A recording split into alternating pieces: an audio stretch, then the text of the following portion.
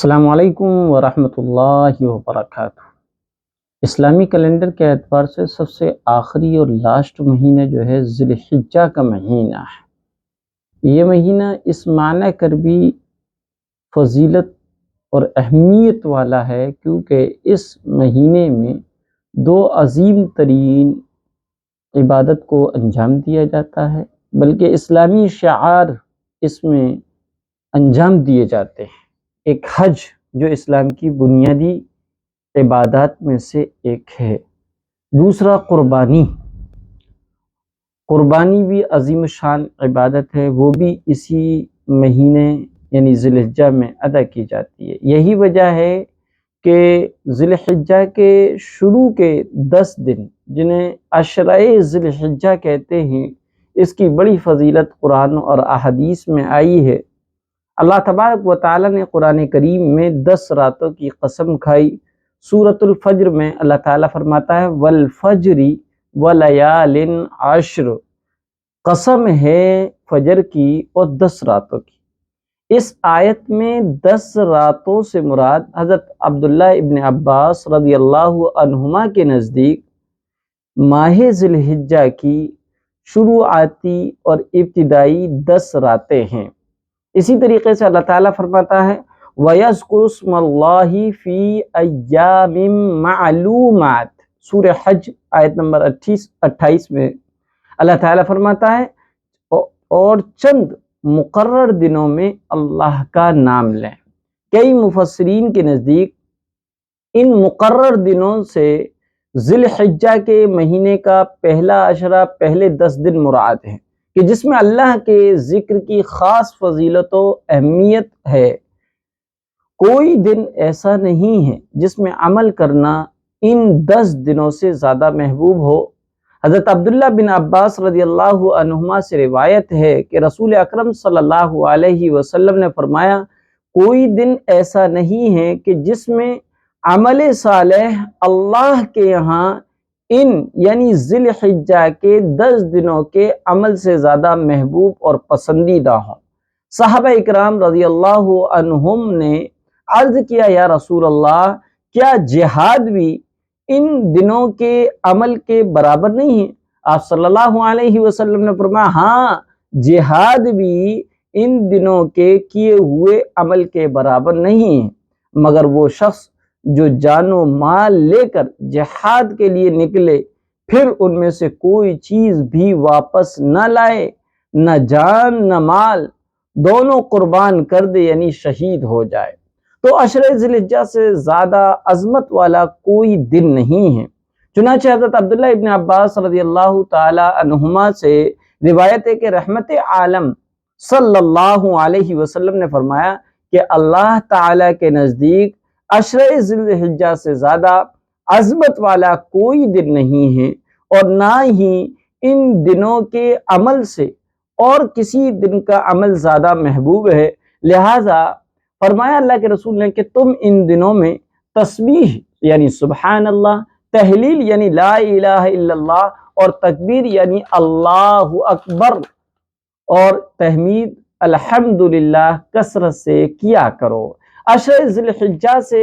زیادہ پسندیدہ عبادت کسی دن کی نہیں۔ حضرت ابو ہریرہ رضی اللہ تعالیٰ عنہ سے روایت ہے کہ رسول اکرم صلی اللہ علیہ وسلم نے ارشاد فرمایا کوئی دن ایسا نہیں ہے جس میں عبادت اللہ تعالیٰ کے نزدیک عشرۂ ذی الحجہ سے زیادہ پسند ہو، کیونکہ عشرۂ ذی الحجہ میں یعنی عید کے مہینے، بقرہ عید کے مہینے کے شروع کے 10 دن، ابتدائی 10 دنوں میں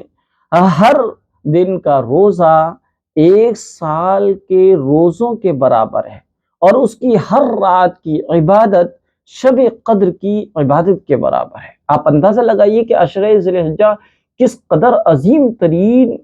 دن ہے کہ اللہ تبارک و تعالیٰ نے بقرہ عید کے مہینے کے شروع کے 10 دنوں میں عبادت کو اتنا بڑھایا ہے اور اتنا پسند فرمایا ہے کہ کوئی بندہ مومن یا کوئی بندہ مومنہ عشرۂ ذی الحجہ میں بقرہ عید کے 10 دنوں میں کسی دن میں اگر روزہ رکھ کر اللہ کی عبادت کرتا ہے تو اس کو ہر روزے کے بدلے میں 1000 روزوں کے برابر ثواب عطا فرمایا جاتا ہے، بلکہ ایک روایت میں 1 سال کے روزوں کے برابر، ایک دن کا روزہ 1 سال کے روزوں کے برابر ہے۔ اور اسی طریقے سے عشرہ ذی الحجہ میں اگر جاگ کر عبادت کی جائے تو شروع 10 دن ذی الحجہ کے راتوں میں عبادت کرنے کے ثواب کو پیارے آقا حضرت محمد صلی اللہ علیہ وسلم نے شب قدر کی عبادت کے بارے میں برابر فرمایا ہے۔ لہذا عشر ذی الحجہ کی 5ویں فضیلت یہ ہے کہ قربانی والا اپنے بال اور ناخن نہ کاٹے۔ ام المومنین حضرت ام سلمہ رضی اللہ تعالی عنہا سے روایت ہے کہ رحمت دو عالم صلی اللہ علیہ وسلم نے فرمایا، جب ذی الحجہ کا مہینہ شروع ہو جائے اور تم میں سے کوئی قربانی کا ارادہ کرتا ہو تو اسے اپنے بال اور ناخن نہیں کاٹنا چاہیے۔ 6ٹھی فضیلت یہ کہ عشرہ 9 ذی الحجہ کے روزے 1 سال پہلے اور 1 سال بعد کے گناہ معاف کرانے کا ذریعہ بن جاتا ہے۔ حضرت قتادہ رضی اللہ تعالیٰ عنہ سے روایت ہے کہ محبوب رب العالمین صلی اللہ علیہ وسلم نے یوم عرفہ یعنی 9 ذی الحجہ کے روزے کے بارے میں فرمایا کہ میں اللہ تعالیٰ سے پختہ امید رکھتا ہوں کہ وہ اس 9 ذی الحجہ کے